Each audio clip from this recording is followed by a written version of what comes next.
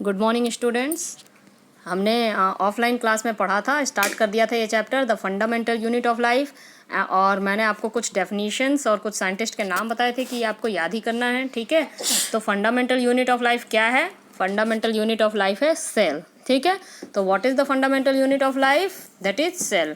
Why it is called fundamental unit of life? Because it make our smallest structure and it is the only structure through which smallest function starts. तो इसीलिए therefore it is also called structural and functional unit of life, ठीक है। Why it is called structural unit of life? Because the smallest structure in our body or in any other living body is cell. And why it is called functional unit of life? Because any functions starts with the smallest unit called cell. कोई भी function हमारे body में जो सबसे smallest unit है उसी से start होता है। मतलब कि बहुत सारे सेल मिलकर टिश्यू बनेंगे, टिश्यू मिलकर ऑर्गन बनेंगे और फिर कोई ऑर्गन ही फंक्शन कर पाएगा। ऐसा नहीं है कि डायरेक्ट इतना बड़ा सा ऑर्गन बन गया है, वो ऑर्गन टिश्यूज से बना है और टिश्यूज जो है वो सेल से बने हैं। तो फंक्शन मतलब जब सब सारे सेल्स फंक्शन कर रहे हैं तभी कोई ऑर्गन फंक्शन कर रहा है। Therefore it is called functional unit of life, ठीक है।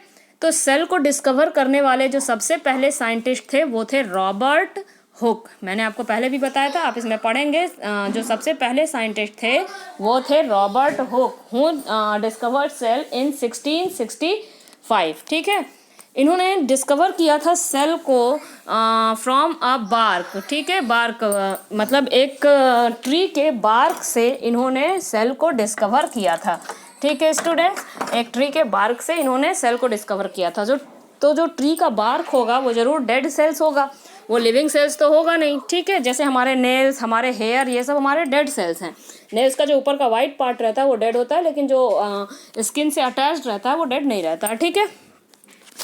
तो इन्होंने भी ट्री के बार्क में ये जो सेल का डिस्कवर किया, तो इन्होंने क्या देखा और कहाँ से डिस्कवर किया? अपने सेल्फ डिज़ाइंड, ये जो बगल में आपको माइक्रोस्कोप दिख रहा है ना, इस तरह के सेल्फ डिज़ाइंड माइक्रोस्कोप में इन्होंने ट्री का बार्क रखा, उसका छोटा सा पीस रखा और फिर माइक्रोस्कोप में देखा तो उन्हें कुछ इस तरह का स्ट्रक्चर दिखा। ये जो यहाँ पे आपको अनियन पील का स्ट्रक्चर दिख रहा है, इस तरह का स्ट्रक्चर उन्हें दिखा। इस तरह का कुछ structure, Honey comb like structure, उन्होंने इसको नाम दिया इस तरह का, ठीक है। लिटिल कंपार्टमेंट्स जिसको बोलते हैं, और बाद में लिटिल कंपार्टमेंट्स का नाम सेल पड़ा, क्योंकि सेल का मतलब ही होता है लिटिल कंपार्टमेंट्स, ठीक है। इस तरह का स्ट्रक्चर उन्हें दिखा, बीच में कुछ डेंस इस तरह का मास दिखा, जो ये डेंस मास है दिस इज कॉल्ड न्यूक्लियस। तो इन्होंने इसका नाम सेल रखा, मतलब इन्होंने इसका नाम लिटिल कंपार्टमेंट्स रखा और बाद में इसका नाम सेल के नाम से ये जाना गया। तो पहला डेड सेल डिस्कवर करने वाले थे आपके रॉबर्ट हुक, ठीक है।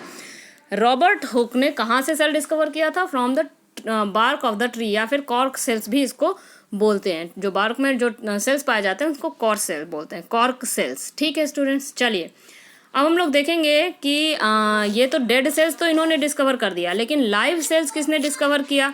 लाइव सेल्स डिस्कवर किया हमारे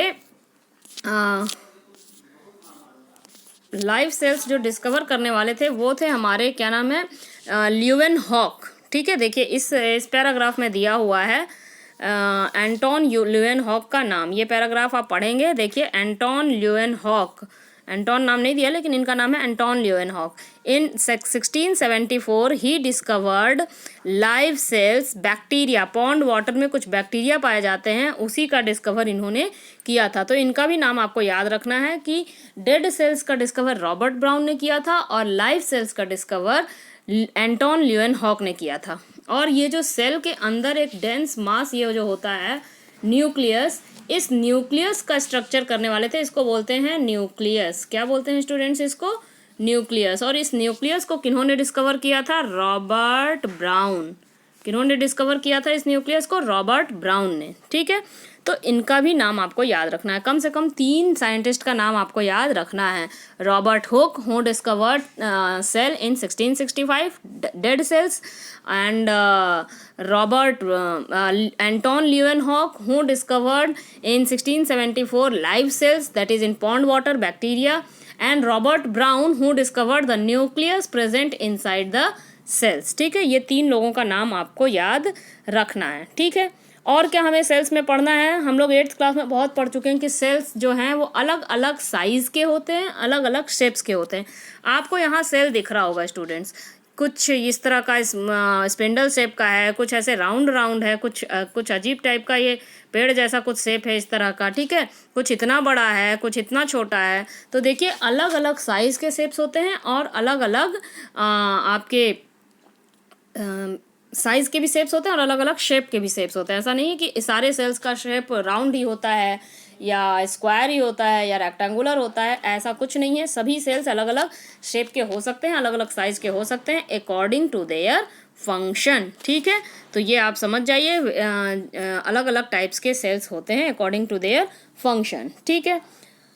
अब जो है एक on the basis of their number, on the basis of the numbers of the cell, cell जो है ऑर्गेनिजम्स को 2 पार्ट में बांटा गया है, ठीक है। ऑर्गेनिजम्स कैन बी, आपके जो ऑर्गेनिजम्स हैं, देखिए ऑर्गेनिजम्स को 2 पार्ट में हम बांट सकते हैं on the basis of the number of cell. Organisms can be unicellular, unicellular, ठीक है। ऑर्गेनिजम्स यूनिसेलुलर हो सकते हैं और organisms can be multicellular, multicellular. Organisms can be unicellular, organisms can be multicellular. अब क्या है ये यूनिसेलुलर और मल्टी सेलुलर? यूनिसेलुलर ऑर्गेनिजम्स जो हैं वो सिर्फ सिंगल सेल से बने हुए हैं, they are made up of single cell, means पूरा ऑर्गेनिज्म केवल एक ही सेल से बना हुआ है। जबकि मल्टी सेलुलर ऑर्गेनिजम्स जो हैं they are made up of many cells, they are made up of many cells, बहुत सारे सेल्स से मिलकर ये मल्टी सेलुलर ऑर्गेनिजम्स बनते हैं। यूनिसेलुलर का ऑर्गेनिजम्स का एग्जांपल हो सकता है अमीबा, ठीक है। यूनिसेलुलर ऑर्गेनिजम्स का एग्जांपल हो सकता है क्लेमाइडोमोनास, बहुत सारे बैक्टीरिया यूनिसेलुलर ऑर्गेनिजम्स के, ये सब एग्जांपल्स हो सकते हैं। मल्टी सेलुलर ऑर्गेनिजम्स का एग्जांपल हो सकते हैं हम लोग ह्यूमन बीइंग्स, ठीक है, प्लांट्स और दूसरे एनिमल्स। मल्टी सेलुलर ऑर्गेनिजम्स के ये सब एग्जांपल हो सकते हैं। तो आज हमें जानना था यही सेल के बारे में, कौन कौन से ऑर्गेनिजम्स होते हैं, डिफरेंट सेल्स और सेल साइज या डिफरेंट सेल शेप के सेल्स होते हैं, ठीक है। सेल ऐसा नहीं है कि एक ही शेप का होगा।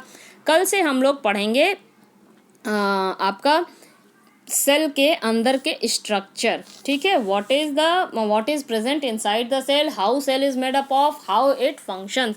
एक छोटे से सेल में आप देखेंगे, ये छोटे से सेल में बहुत सारा फंक्शन होता है। अगर ये प्लांट सेल है तो ये डबल लेयर होगा, बाहर का सेल वॉल और अंदर का सेल मेम्ब्रेन। और अगर ये प्लांट सेल है तो इसमें इतना बड़ा तो वैक्यूल ही हो जाएगा। फिर छोटा सा न्यूक्लियस होगा साइड में, ठीक है, इस तरह से साइड में छोटा सा न्यूक्लियस होगा। फिर उसके बाद इसमें माइटोकॉन्ड्रिया होगा, क्लोरोप्लास्ट होगा, राइबोसोम्स होंगे, एंडोप्लाज्मिक रेटिकुलम होंगे, लाइजोसोम्स होंगे, ठीक है। ये सारे सेल ऑर्गेनल्स के बारे में कल हम लोग पढ़ेंगे, ठीक है। आज हम लोग एक चीज़ और देख लेते हैं, सेल को अगेन जो है वो 2 तरह में हम डिवाइड कर सकते हैं। Cell can be divided into 2 types, ठीक है। How the cell can be divided, देखिए इसको, cell can be divided into 2 types, prokaryotic cell, prokaryotic cell और यूकैरियोटिक सेल, यूकैरियोटिक सेल, ठीक है। प्रोकैरियोटिक सेल और eukaryotic cell. And what is the difference between, prokaryotic cell जो होता है वो बहुत प्रिमिटिव सेल है, बहुत मतलब बहुत पहले के ज़माने का सेल है। और यूकैरियोटिक सेल जो है वो बहुत एडवांस सेल है, न्यू मतलब इससे प्रिमिटिव सेल से, प्रोकैरियोटिक सेल से काफ़ी एडवांस है। प्रोकैरियोटिक सेल्स में कुछ भी नहीं पाया जाता है, इस तरह से एक न्यूक्लियस पाया जाता है, मतलब नेकेड, ठीक है, डीएनए पाया जाता है, न्यूक्लियस भी इसको नहीं बोलेंगे, फॉल्स न्यूक्लियस है ये। इसमें छोटे छोटे राइबोसोम्स पाए जाते हैं और साइटोप्लाज्म होगा, सेल वॉल होगा, सेल मेम्ब्रेन होगा, बस इसमें इतनी ही चीज़ें पाई जाती हैं। जबकि यूकैरियोटिक सेल्स में बढ़िया वैक्यूल पाया जाएगा, बहुत अच्छा endoplasmic reticulum, Golgi body, chloroplast, mitochondria, ये सब कुछ यूकैरियोटिक सेल्स में पाया जाएगा। फिर इसमें वैक्यूल्स जो है बड़ा भी हो सकता है, छोटा भी हो सकता है। फिर इसमें न्यूक्लियस बहुत बढ़िया पाया जाएगा, उसमें न्यूक्लियस ऐसे डीएनए पाया जाता था, जबकि इसमें न्यूक्लियस पूरा न्यूक्लियर मेम्ब्रेन से इस तरह से बाउंड, इस तरह से ऐसा न्यूक्लियस इसमें पाया जाएगा, बीच में न्यूक्लियोलस और ऐसे ऐसे पूरा डीएनए इसके अंदर, जबकि इसमें नेकेड डीएनए है, ठीक है। तो ये प्रोकैरियोटिक और यूकैरियोटिक सेल्स में डिफरेंस है। कल हम लोग प्लांट सेल और एनिमल सेल में भी डिफरेंस पढ़ेंगे, वो तो आप लोग पहले से ही जानते होंगे, लेकिन थोड़ा सा उसको भी हम लोग रिव्यू कर लेंगे, ठीक है।